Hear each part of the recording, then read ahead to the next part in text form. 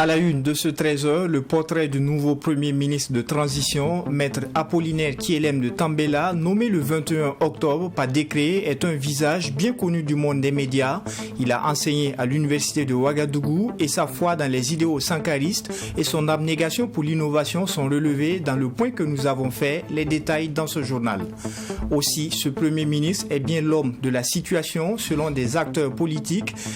L'Alliance Ensemble pour le Faso reconnaît au nouveau chef du gouvernement une maîtrise de la scène politique et des valeurs importantes. Le CDP, sensiblement dans la même lancée, souhaite que l'attention soit tout de suite dirigée vers les priorités du moment. Et puis enfin, Mariam Ouedraogo des éditions Sidoya remporte un nouveau prix, le Grand Prix Marie-Soleil Frère de la meilleure journaliste du Burkina. L'œuvre qui lui a valu cette distinction traite du sujet des femmes qui ont porté des enfants de terroristes à la suite d'abus sexuels. Mesdames et messieurs, bonjour et bienvenue à cette session d'information de la mi-journée. Cette brève information, le chef de l'État, président de la transition, le capitaine Ibrahim Traoré, a échangé ce samedi avec la chaîne de commandement militaire après avoir évoqué les raisons qui ont conduit aux événements des 30 septembre, 1er et 2 octobre 2022. Le chef de l'État a déroulé sa vision et exposé sa nouvelle stratégie pour une lutte efficace contre le terrorisme. Le capitaine Ibrahim Traoré a aussi donné de nouvelles orientations sur les actions à mener sur le terrain de la lutte. La chaîne de commandement a été invitée à l'union et à plus de détermination afin qu'ensemble les forces armées nationales puissent réussir leur mission.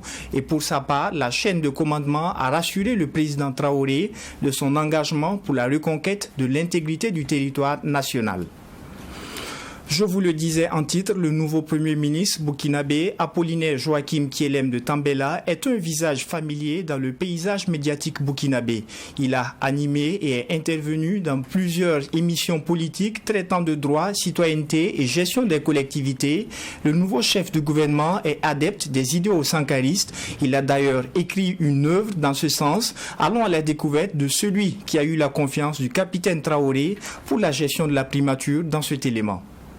Très engagé pour la vulgarisation du droit, le nouveau Premier ministre, en qui le chef de l'État, le capitaine Ibrahim Traoré, a placé sa confiance, est très connu dans le paysage médiatique burkinabé. Connu pour ses interventions sur les plateaux de télévision, Apollinaire Joachim Kielem de Tambela a enregistré une série d'émissions sur la vie politique, le droit, la citoyenneté, la gestion des collectivités, diffusées également dans bon nombre de radios. Après un baccalauréat en mathématiques, sciences physiques et sciences de la nature, le nouveau chef du gouvernement a entrepris des études de droit qui se sont soldées en 1983 par une maîtrise. Il s'inscrit par la suite pour un DEA de droit processuel à Paris 2 et se retrouve successivement à Paris, Sarcelles et surtout à Nice. Alors que la révolution bat son plein au Burkina Faso, il crée avec des camarades une section du comité de défense de la révolution CDR en France. Avec les CDR de Paris, il contribue à la mise en place du CDR de Marseille et contribue également aux caisses de solidarité révolutionnaire et de lutte contre les calamités naturelles, ainsi qu'à la caisse pour la bataille du rail et au soutien aux victimes du conflit Mali-Burkina. Nanti d'un certificat de licence pour l'enseignement du français comme langue étrangère, Apollinaire Joachim Kielem de Tambela a dans ce cadre eu à apprendre des notions de chinois et de civilisation chinoise. Il est par ailleurs l'auteur de plusieurs ouvrages parmi lesquels des travaux universitaires sur la coopération et le développement autocentré, puis un ouvrage intitulé Relations diplomatiques et souveraineté, publié en 2007. Adepte des idéaux du père de la révolution Thomas Sankara, Apollinaire Joachim Kielem est l'auteur du livre Thomas Sankara et la révolution au Burkina Faso, une expérience de développement autocentré. Le nouveau Premier ministre est l'un des initiateurs au Burkina du Centre de recherche international et stratégique CRIS, défini comme un think tank et qui recommandait en 2015 la création d'un État fédéral. Adversaire de l'immobilisme et partisan de l'innovation, Maître Apollinaire Kielem de Tambela affirmait à qui veut l'entendre que le pays a besoin de dirigeants à l'esprit fécond pour le tirer de l'insécurité dans laquelle il s'enlise. Le nouveau Premier ministre aura avec lui un gouvernement de 25 membres défini par la charte de transition adoptée au cours des assises nationales. La transition politique qui débute ainsi pour 21 mois aura 6 missions principales, dont le rétablissement et le renforcement de la sécurité sur l'ensemble du territoire national, l'apport d'une réponse urgente, efficace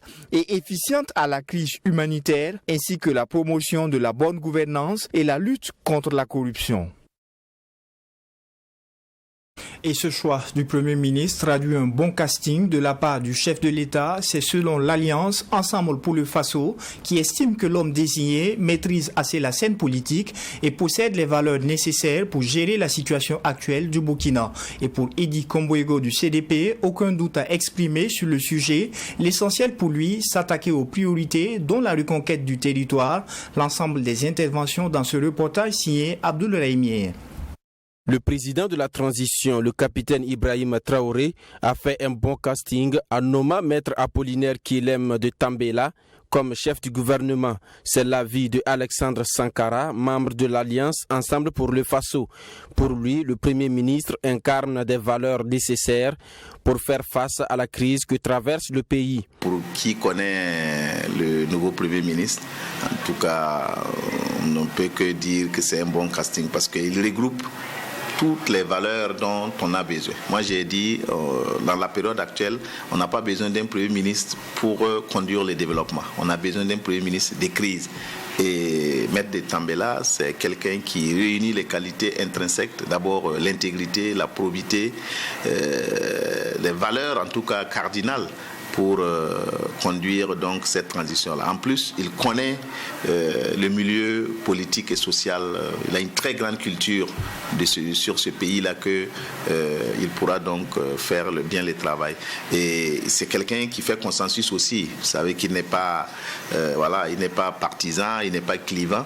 Edi Komboego, président du CDP, Congrès pour la démocratie et le progrès, ne connaît l'homme qu'à travers les plateaux de débats télévisés. Il soutient que les idées et arguments défendus par le désormais Premier ministre sont rassurants. Edi Komboego attend donc la mise en place d'un gouvernement de combat pour s'attaquer rapidement aux priorités du moment. Il n'y a pas de raison qui nous amène à douter de sa sincérité et de sa volonté d'être un patriote et de contribuer, d'apporter sa pierre dans la lutte contre les terroristes et ramener la paix au Burkina Faso. Donc la priorité aujourd'hui, c'est que la guerre puisse s'arrêter et les personnes déplacées puissent regagner dans leurs localités respectives tout en ayant un service administratif minimum, tout en ayant également des produits de première nécessité à bas prix. Pour relever le défi de reconquête de l'intégrité du territoire, Edi Komboego appelle tous les partis politiques et toutes les couches sociales à soutenir le gouvernement de transition. Pour sa part, il rassure que le CDP sera aux côtés des nouvelles autorités et du peuple burkinabé pour la victoire sur les forces du mal. Primature toujours dans ce journal, quelques citoyens de la ville de Ouagadougou réagissent sur la nomination de Maître Apollinaire Kilem de Tambela en tant que Premier ministre. Tous estiment que le nouveau chef du gouvernement inspire la confiance et ils espèrent l'atteinte des objectifs de la transition à travers lui et son gouvernement qui sera bientôt mis en place. Abdoul Raimier. L'homme qu'il a choisi est un homme intègre.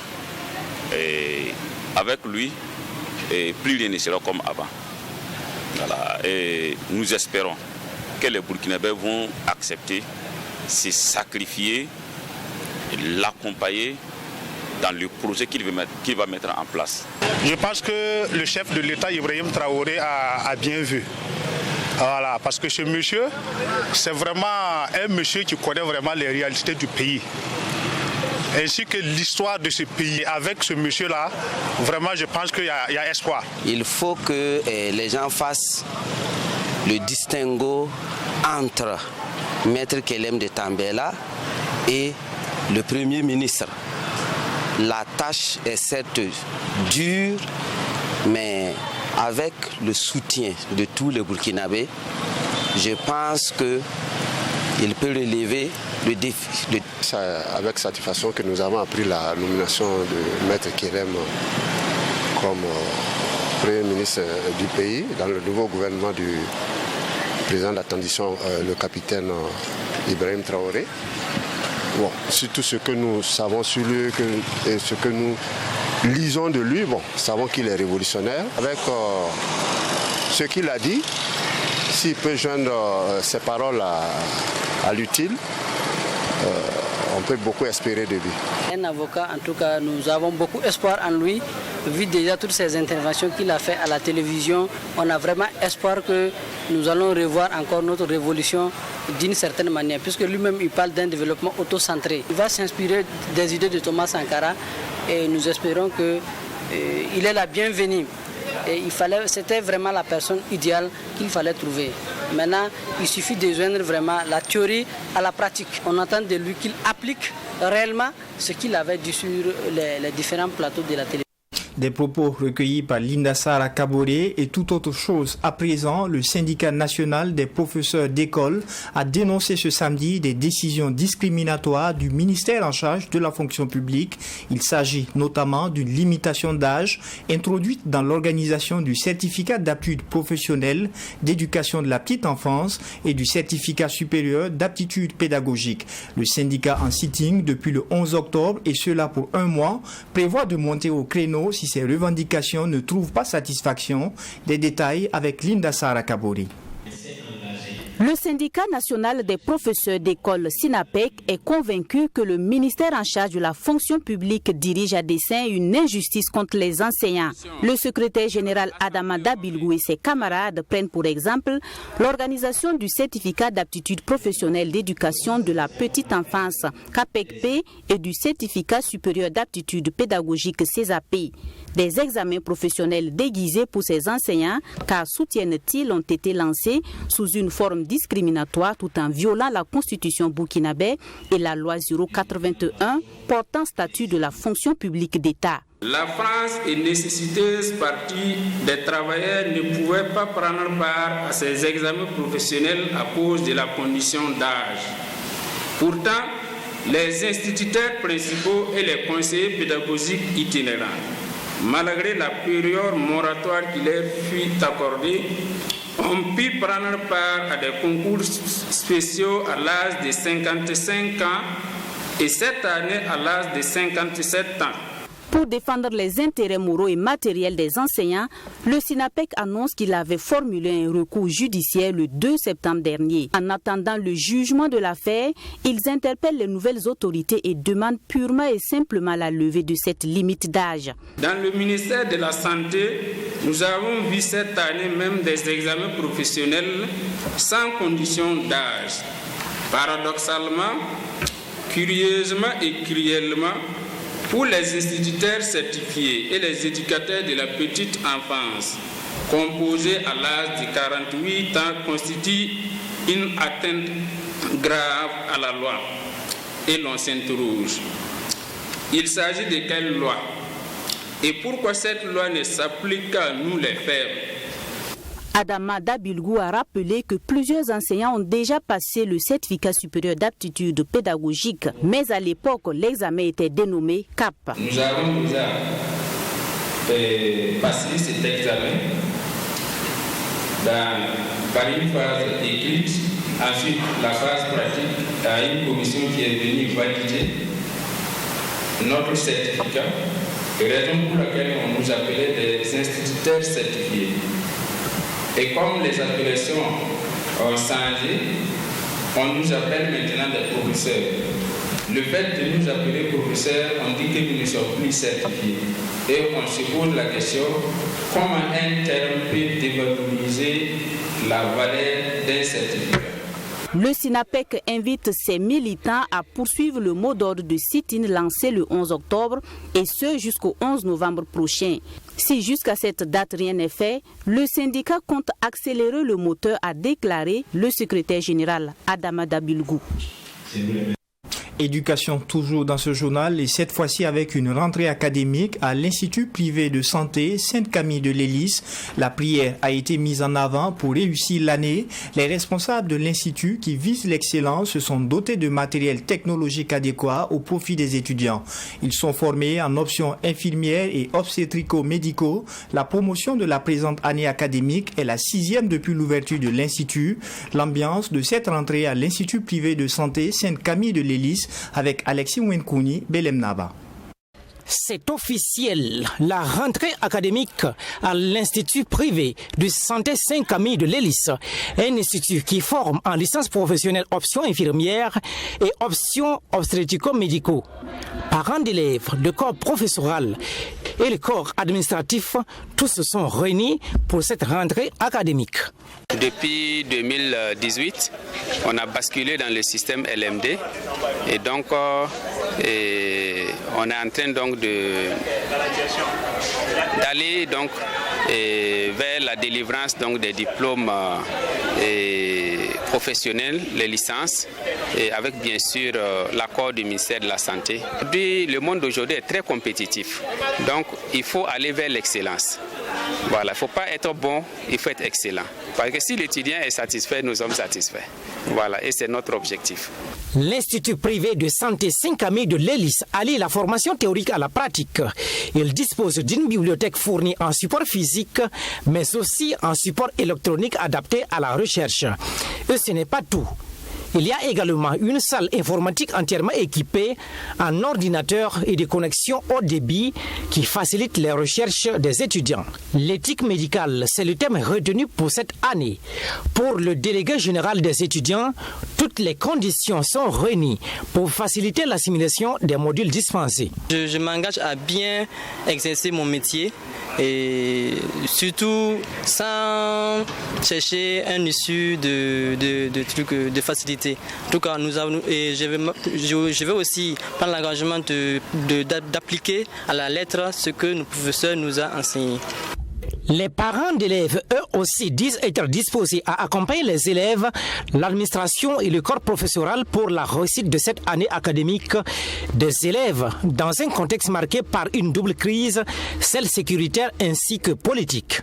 On essaiera d'apporter ce que nous avons comme contribution, voilà, pour la bonne marche de l'établissement. Ouais. Bon, pour le moment, je ne sais pas, d'abord c'est la première fois, justement, comme c'est la première année aussi de l'étudiante qui est là, je n'ai pas grand-chose vraiment à dire. Cet institut est à sa 6e promotion et accueille à ce jour plus de 400 étudiants à l'effectif. En marge de cette rentrée académique, une prière a été dite. L'objectif est de se confier au Seigneur, qui est le maître de toutes les intelligences, afin qu'il bénisse l'année et qu'il accorde la paix au Burkina Faso, afin que les étudiants puissent apprendre dans un climat serein. Santé. À présent, l'Union nationale des associations des commerçants des marchés EYAR du Burkina Faso a tenu sa 4e édition de don de sang ce samedi 22 octobre. Et c'est le marché de l'Aléar qui a été choisi pour cette activité salvatrice avec pour thème contexte sécuritaire et cohésion sociale oblige. Les commerçants des marchés EYAR s'engagent à donner leur sang pour sauver des vies. Cette initiative a permis de collecter plusieurs poches de sang au profit du Centre national de transfusion sanguine. Yassine Sawadgo. Il y a de cela quelques semaines, le Centre national de transfusion sanguine a lancé un cri de cœur au regard du manque de sang en cette période de forte demande. L'Union nationale des associations des commerçants des marchés EYAR du Burkina Faso, consciente de cette forte demande du liquide précieux, tient pour la 4e fois d'affilée au marché de l'Aléar une journée de collecte de sang. L'objectif est donc de pallier un tant soit peu les difficultés liées aux besoins en sang au Burkina Faso. Nous avons commencé à faire ça fait 4 fois, donc ça fait notre 4e édition comme ça. Et nous avons décidé que comme à tout moment l'hôpital a besoin du sang et qu'il il y a des FES qui sont dans la brousse et souvent ils perdent du sang. C'est une obligation pour nous d'organiser pour au moins se les accompagner avec du sang. Et vous savez que même si tu n'as pas quelque chose, et étant bien portant, si toi aussi tu fais un geste comme ça, je pense que ça va droit au cœur. Voilà pourquoi nous avons pris cette initiative. Il y a plein d'accidents, plein de malades qui n'ont pas de soutien. Moi aussi, c'est une manière de soutenir ces gens-là. C'est ma manière aussi de les soutenir. J'exhorte tous les frères, s'ils sont en bonne santé, ce n'est pas plus grâce. Donc, il n'a qu'à sortir massivement pour soutenir les accidentés et surtout les malades qui n'ont pas de soutien.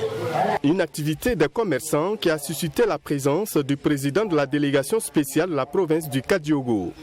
Et dit être venu encourager les initiateurs de cette opération. L'initiative de faire chaque année un don de sang aux malades est vraiment quelque chose de très primordial. Vous le savez comme moi que le sang, ce n'est pas quelque chose qu'on fabrique dans une usine, jusqu'à preuve du contraire. Et c'est les populations qui sont en bonne santé qui doivent donner un peu de leur sang pour sauver celles qui sont malades.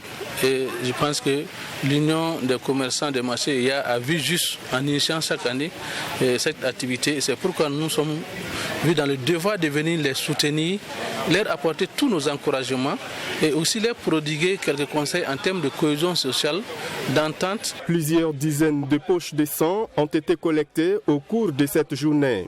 L'Union nationale des associations des commerçants ne compte pas s'arrêter en si bon chemin. D'autres marchés et yards sont en perspective afin de collecter le plus grand nombre de sang.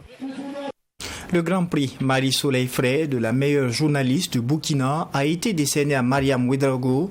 La journaliste des éditions Sidoya a réalisé un reportage sur des femmes qui ont porté des enfants de terroristes à la suite d'abus sexuels. La jeune dame, très familière des récompenses, a été distinguée ce vendredi aux côtés d'une consoeur dans la catégorie télévision. La cérémonie de remise des prix avec Fatima Tanikiema. Femmes victimes de viols terroristes, des grossesses et des bébés lourds à porter. C'est cet article qui a remporté le Grand Prix Marie-Soleil Frey de l'année 2022. Il est de Mariam Ouedraogo des éditions Sidoya. Selon la meilleure journaliste de 2022, cet article qui lui a valu ce Grand Prix est la suite d'un article qu'elle avait réalisé en 2020 sur les viols de femmes victimes de terrorisme. J'ai réalisé qu'il y a eu malheureusement des grossesses et des bébés. Donc c'est des moments difficiles pour ces femmes-là et de porter des grossesses et des bébés, des individus armés qui ont peut-être tué les maris et tué les enfants, incendié les villages et les contraint à l'exil et dans leur propre pays. En plus de la meilleure journaliste qui est de la catégorie presse écrite et presse en ligne, on note également une lauréate dans la catégorie télévision, sans occulter les mentions spéciales dédiées aux journalistes dans la catégorie presse en ligne et télévision. Force est de constater qu'aucune œuvre n'a été distinguée dans la catégorie radio. Au Burkina quand même, la radio c'est le média le plus court. Voilà. Dans pratiquement chaque commune il y a une radio. Mais à l'édition 2022, il n'y a eu qu'une seule radio. Est-ce que vous avez remarqué qu'il n'y a même pas de lauréat en radio? Ce qui est incompréhensible. Pour un pays qui adore la radio, hein, c'est quand même un peu désolant de voir quand même qu'à ce niveau, il n'y a pas eu assez d'engouement. Même s'il décrit la faible participation des journalistes pour cette édition 2022, les organisateurs se disent satisfaits du niveau de production journalistique des femmes. On demande donc aux femmes journalistes de faire un travail d'excellence qui mérite d'être primé. On leur demande donc d'aller sur le terrain, de faire des reportages et les femmes nous ont démontré qu'elles en étaient capables parce que depuis que le prix est institué, il ne fait que monter en niveau. Je peux vous dire, depuis la première édition jusqu'à maintenant, le niveau ne fait que monter. Actuellement, il a atteint un niveau très élevé. Notons que ce prix a été instauré par le Centre national de presse Norbert Zongo en 2012. Depuis l'édition 2021, il porte le nom de Marie-Soleil Frey, professeur et spécialiste des médias africains, décédé le 19 mars 2021. L'objectif de ce prix est de récompenser les meilleures productions journalistiques des femmes, mais aussi encourager ces dernières dans la production d'œuvres de qualité. Et puis sport pour clore ce journal à l'occasion de la journée nationale de la liberté de la presse jeudi dernier. Le traditionnel tournoi de commémoration a tenu toutes ses promesses. L'équipe de la presse écrite se succède à elle-même en remportant le trophée face à l'ISIS. Cette initiative du Centre national de presse Norbert Zongo a mis aux prises 4 équipes, celles de l'ISIS, de l'Hypermic et des presses audiovisuelles et écrites. Assami Tiamtori. C'est l'équipe de la presse écrite qui remporte le tournoi de la commémoration de la journée de la liberté de la presse au Burkina Faso. Face à l'ISIS, c'est une finale qui a été amplement disputée. En première période, les deux équipes jouent en toute fraternité avec un fair play qui a prévalu. C'est en seconde partie que la presse écrite met le pied sur le ballon et se crée des occasions. Grâce à ce but inscrit en deuxième période sur cette action, la presse écrite inscrit l'unique but de la partie. l'ISIS se démêle sans succès au coup de sifflet final. L'équipe de la presse écrite pour la seconde fois consécutive remporte le trophée. On est satisfait parce qu'on finit premier et nous sommes tenants du titre. L'année passée, c'est nous qui avions remporté cette compétition. Donc forcément, on avait envie de conserver notre titre et c'est chose faite. Donc naturellement, on est très heureux. C'est une occasion pour les confrères de se retrouver, de communier, de se frotter autour du sport, autour du football. Ça fait plaisir et on espère que l'année prochaine, on va encore se retrouver ici pour partager notre passion commune qui est le football. Non, on a perdu 1-0. C'est pas une déception parce qu'on s'est retrouvés juste pour s'amuser aussi. C'est vrai qu'il faut avoir une victoire, mais tous les jours on ne peut pas avoir la victoire. Donc la victoire a choisi son camp et nous allons respecter. Non, c'était bien, c'est parfait. Et l'équipe que nous on a croisée vraiment, ils ont l'habitude de jouer ensemble, ça se sent. Il y a un Aladji là-bas, le grand défenseur, là, mon type. Le gars m'a massé tous mes pieds là. Mon type, il est dur, mais c'est bon, c'est un bon défenseur. Une compétition initiée dans le but de rassembler les hommes de médias autour du sport pour marquer d'une pierre cette journée. Pour cette 24e édition, c'est encore une satisfaction pour les organisateurs. En fait, c'est une tradition au niveau du Centre national de presse Norbert Zongo de créer un cadre de rencontres et d'échanges entre hommes de médias et d'autres corps de métier. Donc créer une solidarité d'abord entre journalistes, mais aussi permettre aux journalistes de se frotter à d'autres corps de métier. Le 20 octobre, c'est souvent les écoles de journalisme. Donc on permet aux étudiants, les futurs journalistes, de côtoyer déjà les professionnels sur le terrain. Et donc cette année, c'était l'Hypermic et l'ISIS, dans l'école de cinéma, contre les deux équipes de la presse audiovisuelle et presse écrite. Donc c'est ça l'idée, chaque année, qu'elle soit le 20 octobre ou le 3 mai, de créer un tournoi de football où les gens se côtoient, s'amusent, mais renforcent les liens entre eux, le lien de travail, le lien de confraternité. Les 4 équipes participantes ont été primées et rendez-vous est pris pour l'édition prochaine. Et c'est tout pour cette session d'information de la mi-journée. Merci à vous qui l'avez suivi. Excellente journée dominicale à vous. Et n'oubliez pas, l'information continue sur Tweet TV et rendez-vous est pris pour 19h30 pour le journal du dimanche soir avec Geoffroy Baha.